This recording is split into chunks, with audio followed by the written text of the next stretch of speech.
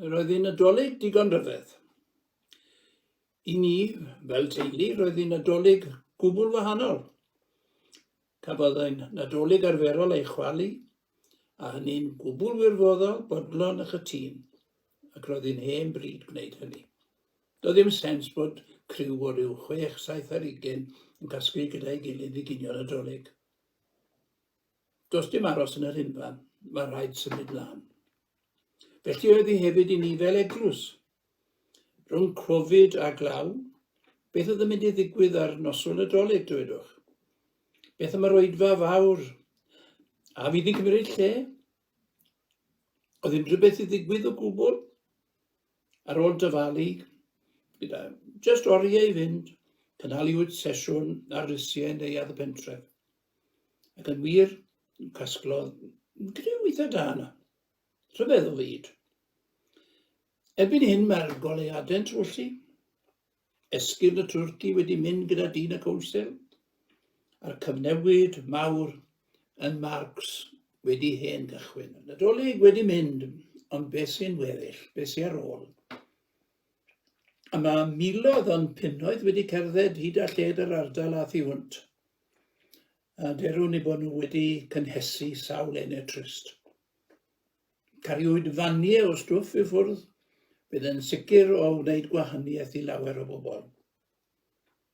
Ond gweitha Covid a phopeth, mae'r Tabernacl yn aros, yn ganolfan i gyflawni ewyllus ac ysbryd yr Iesu. Bydd llais yn ein cymell, deuwch ar bobol i beth. Mae llawer o bethau mewn bywyd yn frawychus.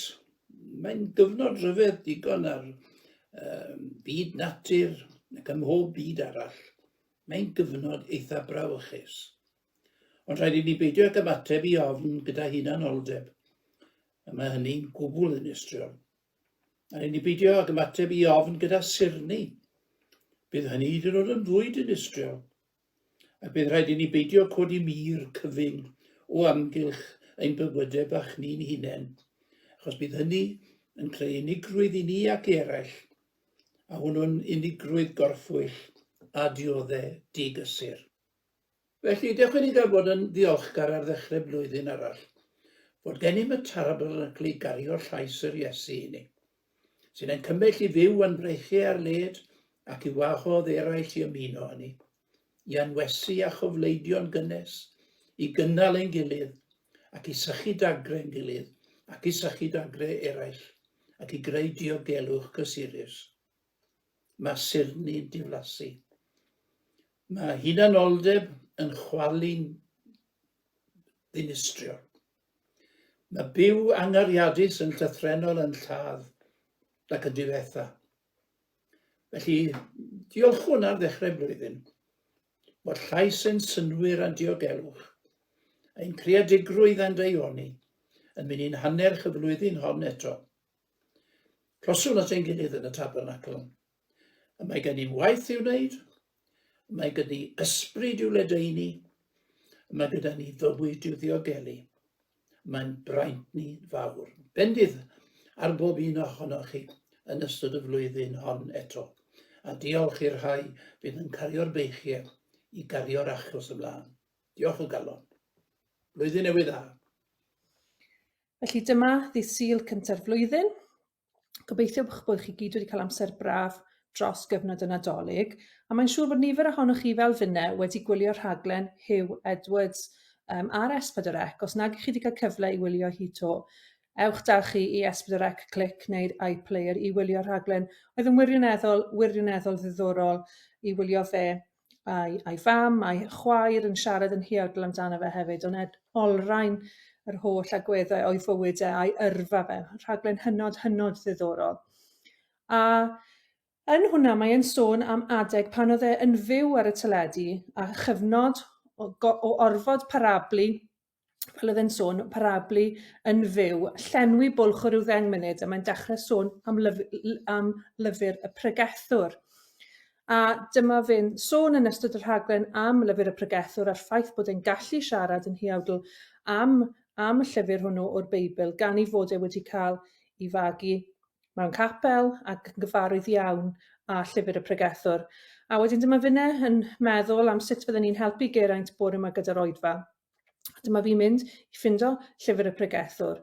A yn y drydedd bennod, mae'n addas iawn yn sôn am amser a thymor i bob peth. Mae'n ddechrau flwyddyn, a mae llawer o bobl yn meddwl am y flwyddyn a fi a'r flwyddyn sydd i ddod. Felly falle bod hwn yn amserol iawn bore yma, fel ein darlleniad ni. Sbectol bore yma? Henaint ni ddaw i hunan. Felly, tymor i bob peth yn y drydedd bennod llyfr y pregethwr. Mae tymor i bob peth ac amser i bob gorchwyl dan y nef. Amser i eni ac amser i farw. Amser i blannu ac amser i ddiwreiddio'r hyn a blanwyd. Amser i ladd ac amser i achau. Amser i dynnu lawr ac amser i adeiladu. Amser i wylo ac amser i chwerthin. Amser i alaru ac amser i ddawnsio. Amser i daflu cerrig ac amser i'w casglu. Amser i gofleidio ac amser i ymatal. Amser i geisio ac amser i golli. Amser i gadw ac amser i daflu ymaith. Amser i rwygo ac amser i drwsio. Amser i dewi ac amser i siarad. Amser i garu ac amser i gasau. Amser i ryfel ac amser i heddwch. Sgwni amser ar gyfer beth fydd gyda ni eleni ac amser ar gyfer beth fydd angen arno ni eleni wrth i ni wynebu 2022. Mae gen i hefyd hen gyfrol blwyddyn gron, fi'n credu ges i hwn o'r Clwb Sbondonics slawer dydd yn Llantrisant. A'r gerdd gyntaf yw Gofined Dechrau Blwyddyn. Yn enwi'r misoedd ac yn enwi falle'r hyn sydd o'n blaenau ni. Rhwy'n i dirion Ionawr, oriau mwyn heb eira mawr, chwefror a goror gwerid, o dŵr iân barod i ryd. Mawrth ac Ebrill, ebyllaidd ac achles gwres wrth ei gwraidd. Mai a'i haf a Mehefin ar ias o'i greu ar ei sgrin. Gorffennaf a'i haf hefyd yn stori Awst ar ei hyd. Medi yn drwm o ydau, hydref yn gŵd i'r cnwd cnau, Tachwedd heb gryglyd dichan, Rhagfyr a myr yn y man. Cerdd hyfryd iawn wrth i ni ystyried yr hyn sydd o'n blaenau ni yn ystod misoedd y flwyddyn yn 2022.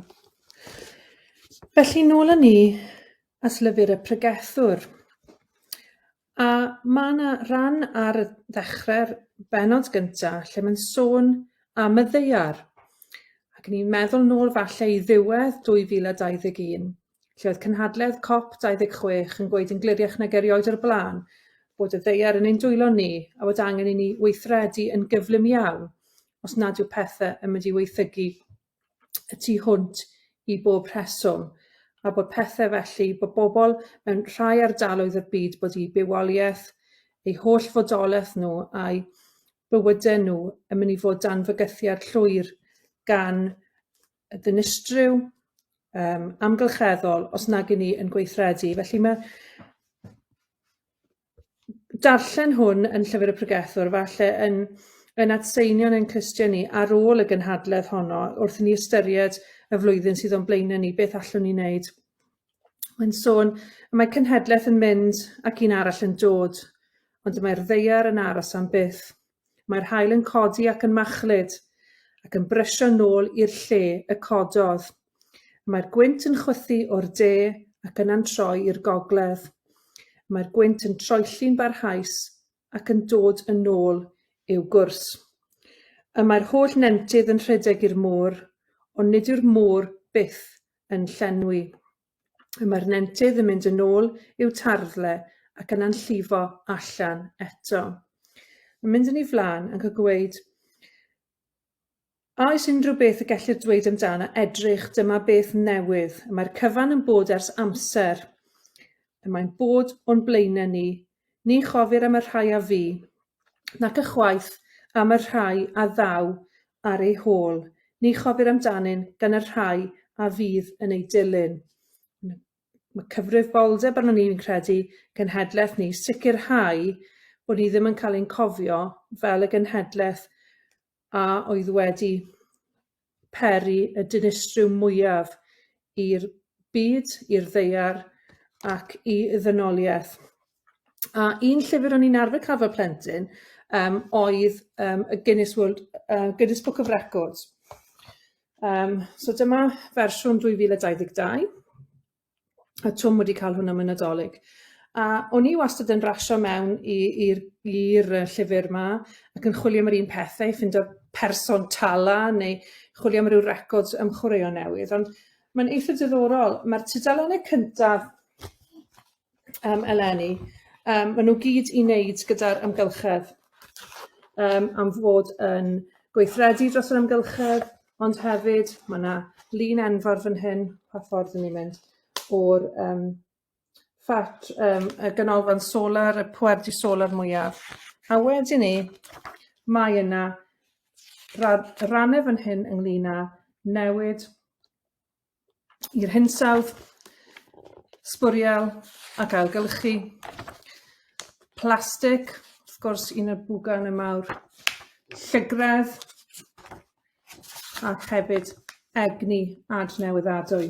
Eitha diddorol bod rhan gyntaf yr Guinness Book of Records eleni i gyd yn ymwneud gyda'r amgylchedd a gwahanol records, a mae'r records ynglyn â'r cynhesu byd eang, maen nhw gyd yn records wedi torri'n ddiweddar, bethau ni ystyried o ddifri. Felly, os ych chi'n bwriadu gwneud addunedau, mae'n ail yn barod, ond os ych chi'n bwriadu gwneud addunedau blwyddyn newydd eleni, efallai mae rhywbeth amgylcheddol y dylsych chi fod yn ystyried eleni, sut ych chi'n mynd i fwrw ati o ran eich bywyd benyddiol, torri lawr y blastig, egni adnewyddadwy, a sut ych chi'n mynd i helpu yr amgylchedd. Mae'n sicrhau bod y rhai a ddawr ein holau yn ein cofio ni fel rhywun falle oedd wedi trial achub yr amgylchedd.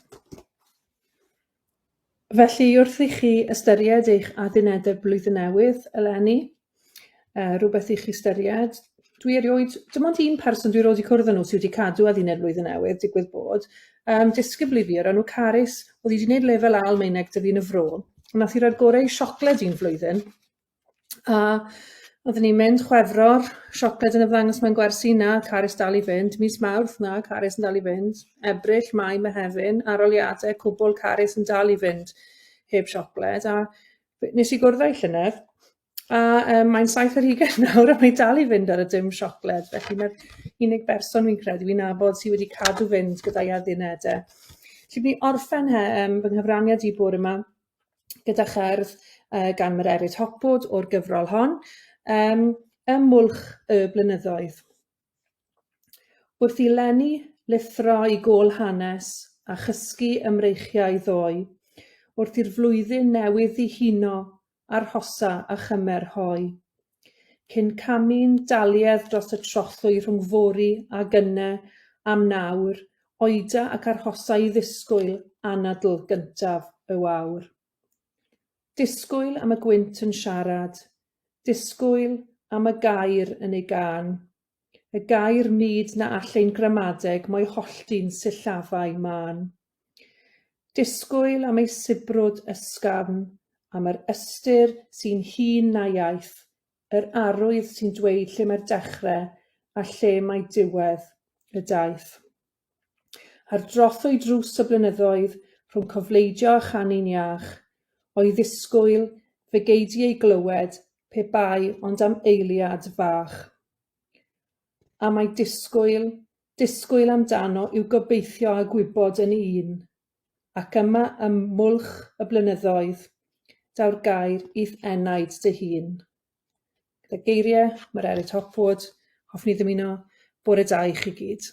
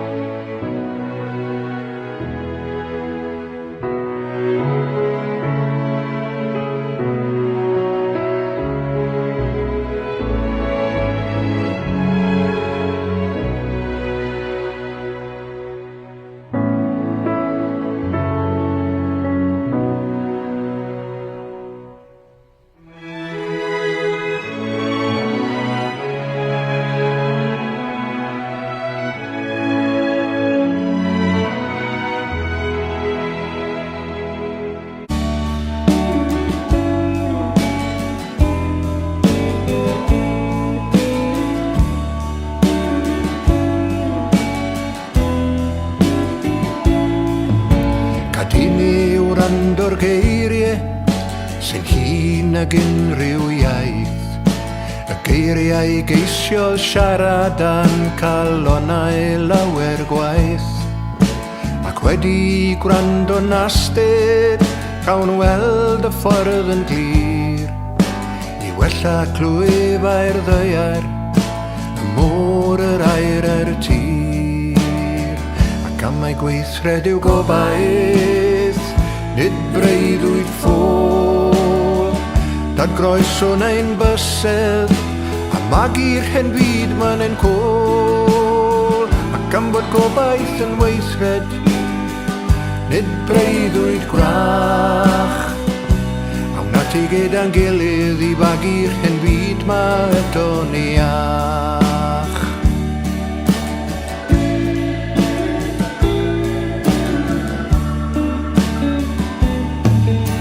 A phwy sy'n dweud y geiriau ag unrhyw iaith. Y geiriau geisiodd siarad a'n calonnau lawer gwaith. Maen nhw'n myrmyr ar y dafodau, y môr, yr air a'r tir. Maen nhw'n gofyn am ein cariad, ac mae ffordd ymlaen yn glir. Am mae gweithred i'w gobaith, nid breuddwyd ffôl. Dadgoeson ein bysedd, a magu'r hen byd ma'n ein côl. Ac am bod gobaith yn weithred, nid breuddwyd gwrach. Awn ati gyda'n gilydd i fagu'r hen byd ma eto ni ach.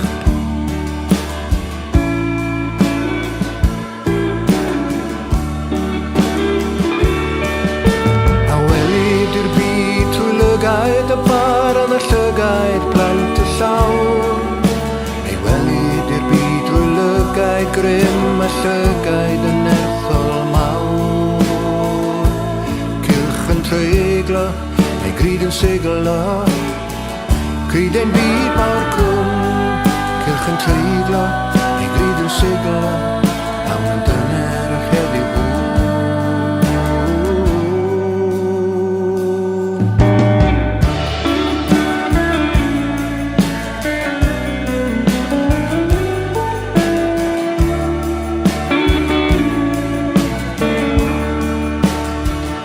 Am mae gweithred i'w gobaith ac i bod hi'n hwyr. Owen ati gyda'n gilydd gan gwiro'r holltau'r yn llwyr. Ac am bod gobaith yn weithred awn ati'r heddiw hwn. Gallwn wella gyda'n gilydd o llwyfau ein byd mawr crwn. Wella gyda'n gilydd o llwyfau ein byd mawr crwn.